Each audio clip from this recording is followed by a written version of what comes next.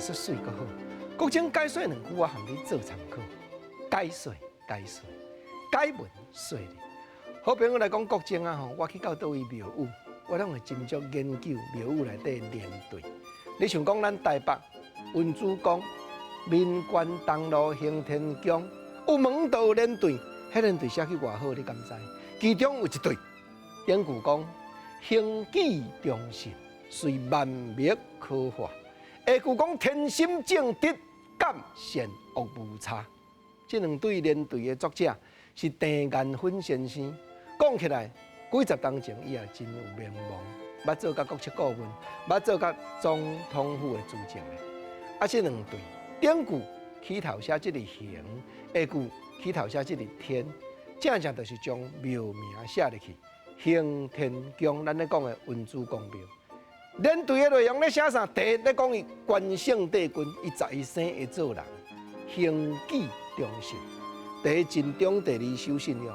咱知影，挂印黄金是汉相，顺行遥望弯多环，马骑赤兔行千里，倒引青龙出五关。这毋是国情啊片呢，《三国演义》内底罗贯中写的诗。甘愿挂印黄金，做错对伊上马金落马银，伊心头无咧准文，因为甲兄哥有约束，人讲信用忠直，行己忠信。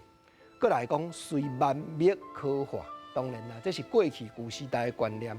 讲咱是中原，四周围的国家拢是野蛮，所以咱做人若有忠直者，连一寡野蛮的人，咱就会当感化。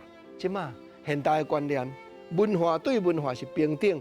无讲你较先进，我较落伍。毋过对戏文来解说，讲关圣帝君伊的人品就到遐。啊尾啊做神做仙了后，下句就是咧讲伊身为一个神明，天心正直，敢善恶无差。好人来到神明的面头前，伊嘛是着爱坦白讲；歹人来到神明的面头前，伊嘛袂当隐瞒。三支香举起来，伊嘛是爱讲出家己的过程。所以啊。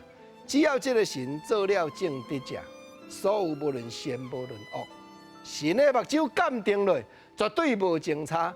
毋则讲吼，满食满不食，食食不能满。上无讲吼，这天灾地灾，你灾我灾。这个连队毋若咧劝人做好，也是真艺术、大语文学一种的内容。